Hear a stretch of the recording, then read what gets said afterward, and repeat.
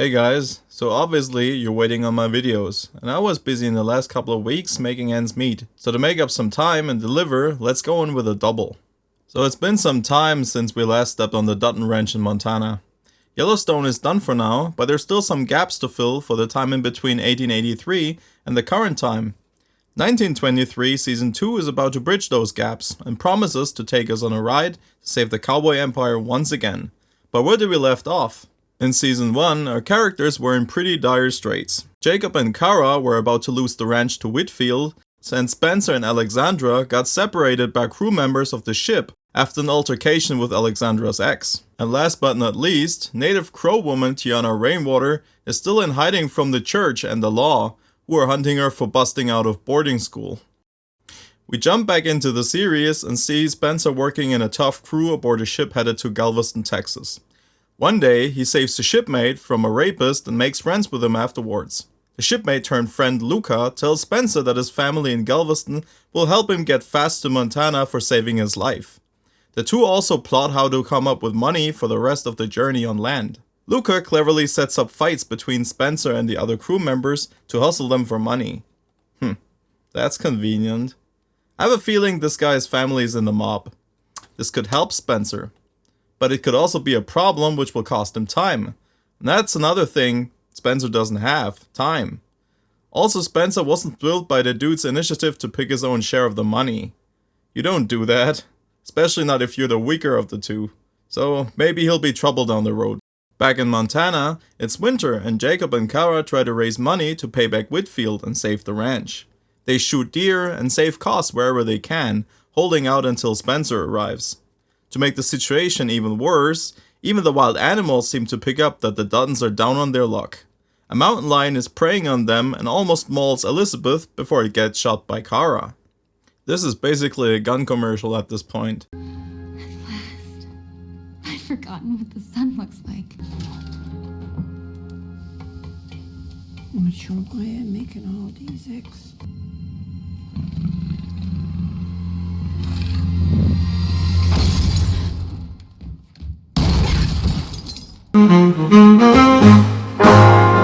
And I get it, I also pack, but Elizabeth doesn't, and needs to grow a brain and stop playing princess in the snow. This isn't Frozen.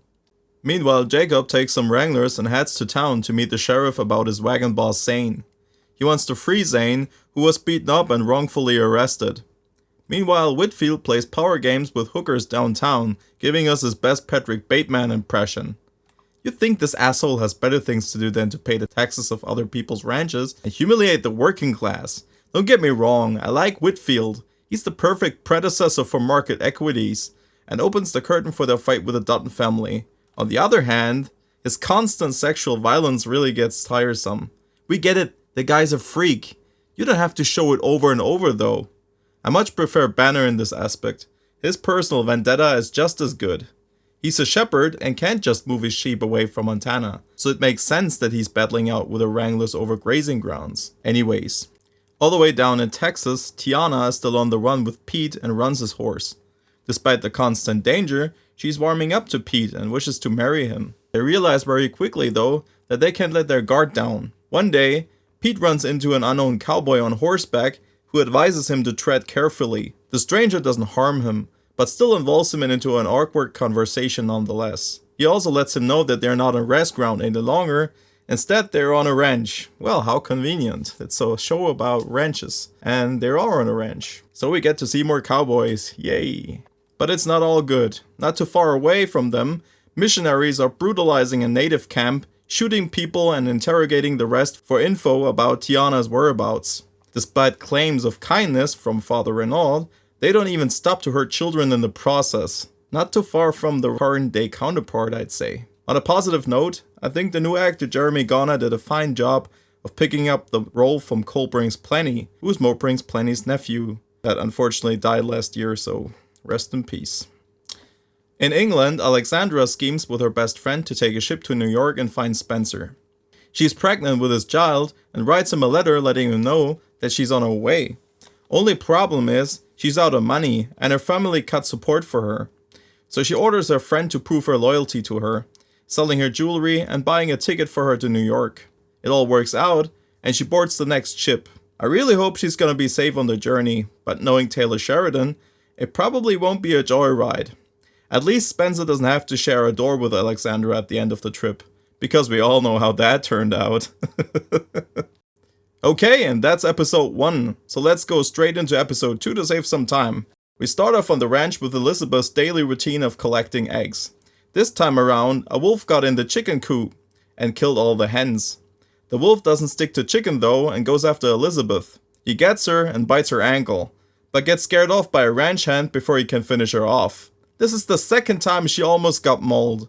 I know that Kara herself isn't too big on guns, but she seems to carry that double-barreled shotgun wherever she's going. I wonder if they're trying to get rid of Elizabeth in the show, because by now, she should have learned her lesson, or get off somehow. Meanwhile, Jacob and the sheriff are downtown for an appointment with a judge. They try to get Zane and his family off the hook. The meeting starts, and the guys find out soon that the judge isn't a Boy Scout either. He's married to a Crow woman himself, and got a rich medicine cabinet in his desk. Cocainum. So they make short work of him, and got the wagon boss and his loved ones permanently transferred to the ranch, never to set foot in town again.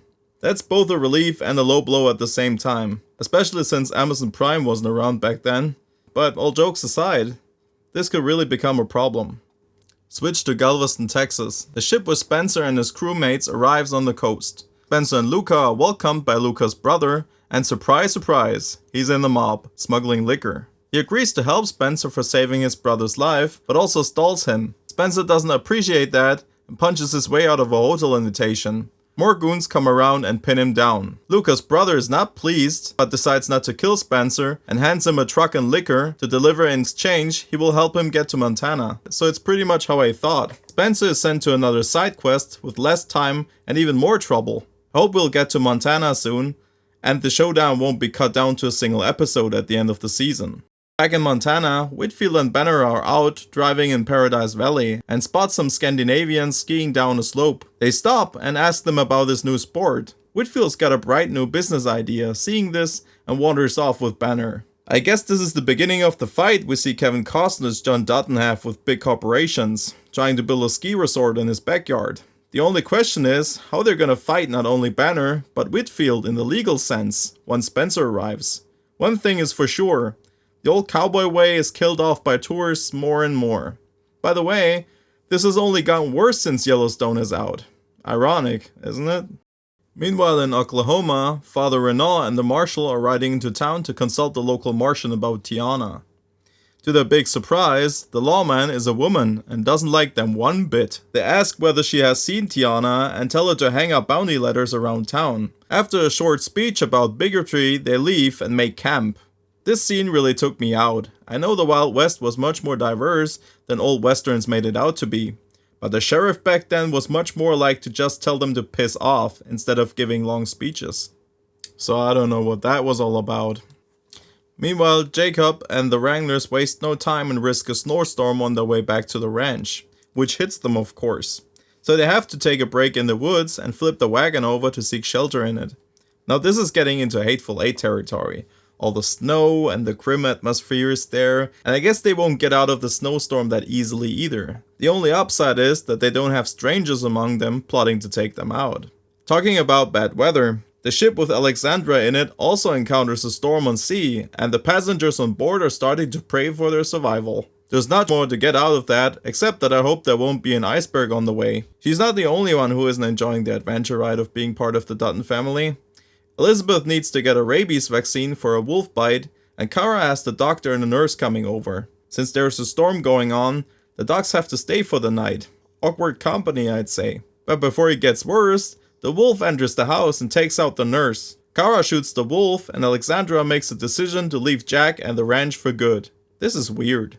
You would think that she would try at least to adapt to the ranch life and be a little more cautious, but those were the first 2 episodes. I think the actors did a good job, just like in the season before. I also like that they finally showed the ranch in the winter, after so many seasons of Yellowstone, where it seems like it's always spring.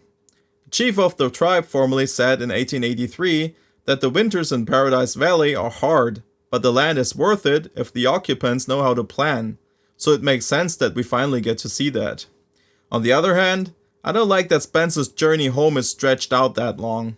I hope they don't cram the finale in a single episode, because the ranch war and what happens to the characters is the end goal. And that's probably what everybody wants to see. At least that's my take. On that note, I don't like all those scenes of sexualized violence either. It made sense in Tiana's case to showcase how brutal the boarding schools were back then. It got covered in some scenes and we got to the point. The abuse of the prostitutes by Whitfield was already established in season 1, and to stuff more of those scenes in season 2 doesn't serve the story any further. This isn't American Psycho after all. Despite all of that, I'm pumped to see episode 3 next week and report back with a brand new review. Thank you for staying this long till the end of this video. If you liked it, please leave a like, subscribe to my channel and hit that bell icon so you'll know when I crank out another video. Stay tuned and I'll see you in the next one. Bye.